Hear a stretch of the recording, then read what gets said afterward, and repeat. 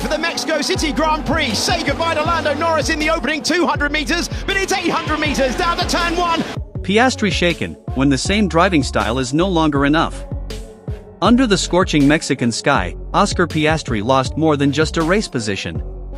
He lost the top of the Formula One standings. Starting from 7th, Piastri's goal was simple: limit the damage. But finishing 5th felt like a defeat, because on the other side of the McLaren garage, Lando Norris was celebrating victory and stealing the championship lead. There was a lot of fighting, yeah, for most of the race I was right behind someone, fighting in dirty air, said Piastri. A simple sentence that perfectly captured his frustration.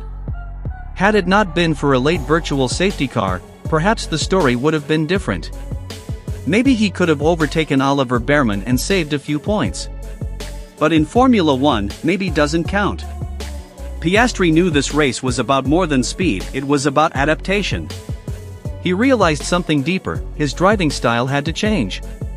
After yesterday's session, it became clear that there were some things I needed to change in the way I drive, he admitted. Today, his mission was not to win, but to learn.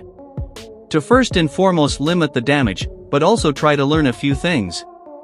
If I've made progress with that, then I'll be happy. Yet in a sport measured in thousandths of a second, even the smallest gap can become a canyon.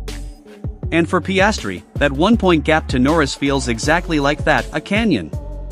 He didn't hide his disappointment either. When your teammate wins the race, finishing 5th isn't exactly spectacular, he said bluntly. What makes it stranger is that McLaren's car hasn't changed. No upgrades. No major developments for months. So where did the pace go? It's a bit strange to understand, Piastri explained.